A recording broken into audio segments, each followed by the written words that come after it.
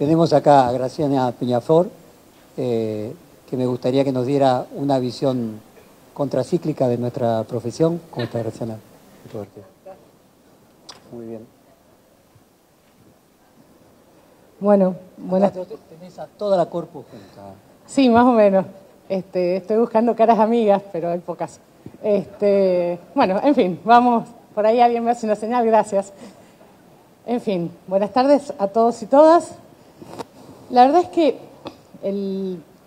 soy honesta, leí el libro en menos de una semana porque lo compré a raíz de un intercambio de opiniones que tuvimos con Jorge, que derivó en un muy largo y agradable café, donde hablamos de algo que ustedes hacen y que no les voy a explicar yo porque lo hacen todos los días, que es la construcción de sentido. Ustedes cuando informan, no solo informan, están diciendo lo que muchos de nosotros vamos a entender de la realidad. No es muy difícil de entender. Y yo tengo una posición, creo que no hay periodista objetivo en términos de objetividad absoluta. Lo que se decía, no hay periodista objetivo. Cualquier tema que toma un periodista, incluso cuando elige el tema, ya está haciendo una toma de posición. Yo lo veía hace un rato a Diego Cabot. Cabot habla de los cuadernos, los abogados que defendemos a personas en esa causa, hablamos de cómo se han hecho las confesiones de los arrepentidos. Y el tema, la causa es la misma, lo que cambia es el enfoque, y ahí hay una toma de decisión que va a condicionar el enfoque con el cual se va a analizar una causa judicial, un evento cultural. Yo pienso muchas veces, yo soy una gran admiradora de Beatriz Arlo, y siempre digo que a veces no es que sea la mejor de quienes no piensan como yo, es la mejor de todos, porque tiene una mirada distinta. Va a eventos, va a una manifestación y hace una mirada que probablemente nadie que tiene la mirada sesgada desde una posición política clara va a hacer. Intenta entender el fenómeno. Lo mismo me pasa con las crónicas de Marcelo Figueras. Es una mirada distinta. Entonces, lo que yo le decía a Jorge, y que también les transmito a ustedes, es que me parece que hay que hacer buen periodismo, dando por sentado que ese periodismo, o la noticia que es hecha, implica una verdadera toma de posición frente al hecho. Imposible de disimular, imposible de discutir en contra, imposible de darle carácter de verdad absoluta. Más allá que todos sabemos que los hechos son un poco indiscutibles, la mirada de esos hechos no es indiscutible y puede tener distintas interpretaciones. Y lo que sí hay que tener claro es que nadie puede arrogarse el patrimonio o el poderío exclusivo sobre la verdad. Y me parece que eso abre un debate importante sobre la posibilidad de discutir la tarea que muchos de ustedes hacen.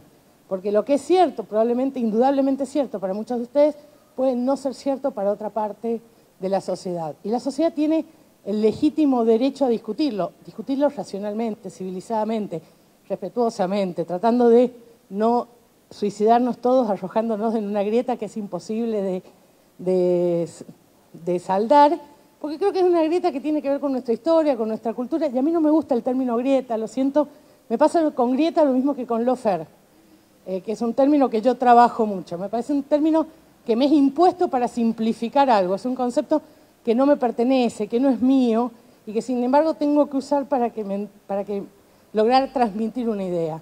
En definitiva, lo que sí me parece importante es saber que disputar el patrimonio absoluto de la verdad al periodismo no es disputar el rol social del periodismo, que lo tiene, es indubitable, y creo que ninguna persona democrática estaría absolutamente dispuesta a derogar el periodismo, pero también me parece que el periodismo tiene que entender que forma parte de una sociedad que tiene conflictos y que tiene situaciones irresueltas de larga data y algunas nuevas. Y en esas situaciones irresueltas siempre hay un conflicto.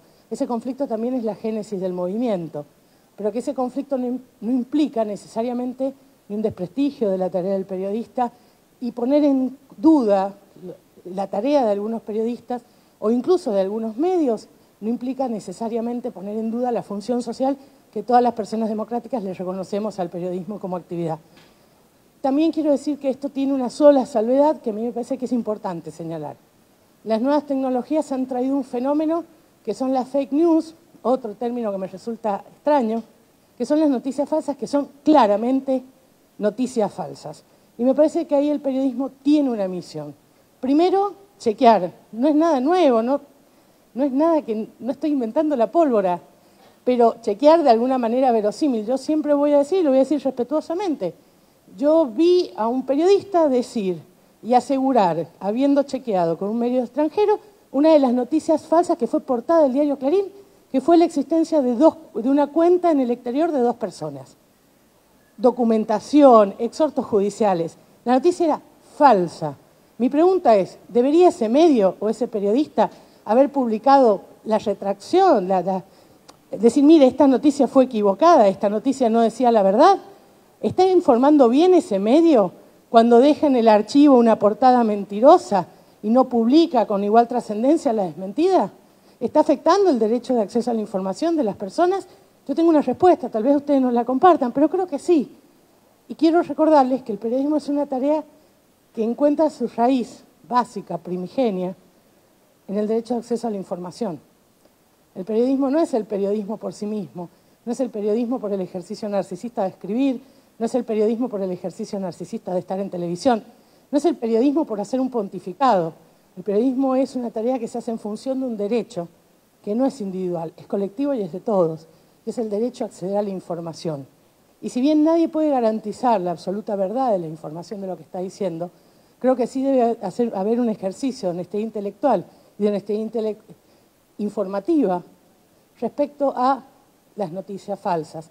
Y también tener el criterio razonable, generoso, democrático, de aceptar los errores. Yo veo, muchas veces lo veo en el debate político, que a los espacios políticos, no importa cuál, kirchnerismo, macrismo, se les pide la autocrítica. ¿Y la autocrítica del periodismo cuándo? ¿Y la corrección de las informaciones cuándo? Porque eso también hace un derecho, que repito, ustedes, los periodistas, los productores, solo son, y no es un solo son menospreciante, es un solo son quienes cumplen esa función. Pero esa función también les da obligaciones. Miren, yo soy abogada, tengo algunos derechos. Me presento con un poder y puedo ver el expediente, salvo en el juzgado de Bonadío, pero es una historia aparte. Pero también tengo obligaciones. Si un plazo me vence el 5, me vence el 5, no vence el 6, no me vence el 7, y no queda abierto en ad eternum. Y si yo no cumplo mis obligaciones, claramente estoy siendo una mala abogada. Y cualquiera de ustedes, si me tuviera de abogado, me podría decir, Graciana, estás haciendo mal tu tarea, porque dejaste vencer un plazo. Yo te firmé el poder, vos te presentaste, cumpliste una serie de obligaciones. Bien, cuando el periodismo publica, o los medios periodísticos publican algo que no es cierto, tal vez parte de un buen ejercicio profesional sería poder decir, esta información fue inexacta. Me parece que es justo, me parece que es justo para la ciudadanía que a ustedes les pide información. Me parece que es justo. También creo que es tremendo, y esto lo voy a decir, la cobertura muchas veces de las noticias judiciales, tema que yo sufro, padezco, y quienes me conocen saben que me dedico a refutar cuando la noticia es inexacta. Yo creo que la abogacía no es un círculo chiquito donde solo hablamos unos pocos. Cuando el derecho no se entiende, hay algo que está mal. Y siendo no muy elegante, diría, cuando no entendés lo que te está diciendo el abogado, el que te está comentando la noticia judicial, por ahí te está llevando la peor parte, porque que no entiendan es parte de la estrategia para que no se note el daño. Me parece que quienes hacen judiciales deberían tener un primer compromiso, que es leer la causa. Yo estoy harta de discutir con periodistas que hacen judiciales, que juzgan mediáticamente culpabilidad e inocencia, que no han leído la causa. Y que cuando entras a un debate le decís, pero vos leíste tal cosa, no lo han leído y están escribiendo sobre una noticia judicial. Y aunque ustedes no lo crean, lo que ustedes transmiten de esa noticia judicial está afectando la vida, el buen nombre, la libertad, la calidad de vida de un montón de personas. Entonces me parece que hay que tener un poco de responsabilidad cuando vamos a tachar de culpables o inocentes. Me parece que no hay que olvidarse, el periodismo no tiene que olvidarse, que en este país, afortunadamente, y es una de las diferencias que nos separa de cualquier gobierno totalitario, tenemos una manda constitucional muy claramente escrita en el artículo 18 y que establece la presunción de inocencia. Es decir, que nadie es culpable, aunque nosotros creamos que sea culpable, hasta que no haya una sentencia firme basada en autoridad de juez competente. Nadie es culpable porque lo digan los medios, nadie es culpable porque lo digan arrepentidos, nadie es culpable porque parece muy culpable. La justicia, el principio de inocencia, no es un tema estadístico, no es un tema de opinión. Básicamente es un tema de verdad judicial, que tiene un procedimiento, que tiene un proceso y que tiene tiempos y que deben ser respetados, porque cuando esos tiempos no se respetan, sepan que a esas personas sometidas a proceso, claramente no se le están respetando sus garantías más básicas. Y tal vez ustedes dirán, ¿qué me importa? Porque son otros. Sí, siempre son otros, hasta que les toca a uno, hasta que le toca a cada uno estar ahí. El Estado de Derecho no es una estrategia de los culpables, el Estado de Derecho es una estrategia de la sociedad para vivir en un Estado democrático donde se respeten garantías constitucionales. Yo creo que es necesario que el periodismo se acuerde de eso y también se acuerde de su obligación, no de no editorializar, no de no hacer una toma de posición, su obligación de garantizarle a la sociedad un acceso a la información que sea lo más justo, lo más honesto, lo más democrático y lo más verosímil posible, haciéndose cargo que uno cuando elige una noticia también elige qué va a decir de esa noticia. Y me parece que es honesto y que no es renunciar a la objetividad, hacerse cargo de la toma de posición en términos políticos, judiciales, en cualquiera de los términos que existe, que es importante. Yo por eso valoro tanto las columnas de Beatriz Arlo, que en los 2 primeros párrafos ya sabés qué es lo que va a decir. No porque no tengas que leerlo, pero te dice cuál es la posición que adopta para para explicar un fenómeno, sea, repito, una manifestación, una marcha, pero uno sabe, uno conoce, hay una honesta toma de posición respecto al fenómeno. Yo no tengo que estar de acuerdo con lo que dice Beatriz o con lo que dice cualquiera de ustedes, pero sí tengo que saber desde dónde dicen lo que dicen. Porque si no pasa en el periodismo escrito, pero sí en el periodismo televisivo y en el radial, que los medios y la televisión están prendidos todo el día. Y nosotros consumimos contenidos sin darnos cuenta siquiera que los consumimos. Yo me acuerdo cuando una jueza de la Corte dijo, te muestran el mismo asesinato 40 veces, entonces vos terminás el día creyendo que no ha habido un asesinato, ha habido 40. Es cierto, entonces hace falta que sean cuidadosos con los graphs, que sean cuidadosos con la información, pero sobre todas las cosas sean cuidadosos con las personas, las que son objeto de noticias y las que son sujetos de las noticias, es decir, de quienes se habla y a quienes se les habla. Porque hay que entender que en la cotidianeidad, en el ruido, en la distracción inclusive, un mal contenido puede generar una construcción de sentido que genere finalmente mucha violencia. Yo pienso, es tremendo, pero pienso algunos hechos que han pasado en los últimos tiempos que podrían haber absolutamente detonado pequeñas bombas sociales que tal vez una sociedad más madura, una sociedad menos dispuesta al conflicto no haya querido detonar, pero que indudablemente agitar esos fantasmas irresponsablemente, agitar esos fantasmas sin el cuidado de las masas que reciben la información, indudablemente sea también parte de un proceso de violencia social. Y con esto voy a concluir. Y nuevamente, en una época en la que está todo en discusión, me parece que hay algunas cosas que no tenemos que olvidarnos. Yo le pido a quienes tienen responsabilidades editoriales que por favor reflexionen sobre los contenidos xenófobos que están publicando. A mí me espanta ver los contenidos xenófobos de cualquier tipo. Digo, me espantan los terroristas que finalmente tienen en la cartera apoyos que después detona la policía, y me espantan los 2 chicos cuyo arsenal de guerra era finalmente armas de caza de su abuelo. Y eso no sale publicado. Y esos chicos están en prisión. Y voy a decir una cosa, y lo escribí el fin de semana pasado. Esos chicos tenían armas de guerra, antiguas, viejas, están acusados de terrorismo. El mismo juez que los tiene detenidos es el juez que dejó en libertad a Coto, el dueño del supermercado, que sí tenía un arsenal de armas prohibidas, de armas no registradas, de armas con los caños adulterados. Yo no pido que maten a Coto. Yo puedo entender la influencia que tiene Coto, inclusive como un gran anunciante. Pero pido que haya un tratamiento igualitario respecto a estos 2 chicos, que no son grandes anunciantes, pero que también tienen derecho no solo a que un juez les respete sus garantías, sino que al periodismo también les respeten sus garantías. Me parece que los discursos de odio generan mucha violencia, y de la peor violencia, porque un discurso de odio hace carne y demora muchas generaciones en luego ser erradicado. Tenemos que pensar eso.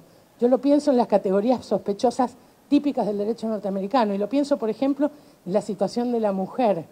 Los discursos misóginos no son discursos de odio, pero son asimilables en cuanto a sus consecuencias. Y eso es lo último que le pido, y también se lo he dicho a Jorge. Yo soy mujer, no me da ninguna entidad mayor ni menor, pero la verdad que el trato de la mujer y la visión de la mujer que plantean algunos medios de comunicación es realmente muy poco digna. Hay que entender que cuando uno es mujer arranca desde una capitis diminutio, tal vez después la supere, pero es una sensación constante, sobre todo las mujeres víctimas de la violencia por su condición de mujer.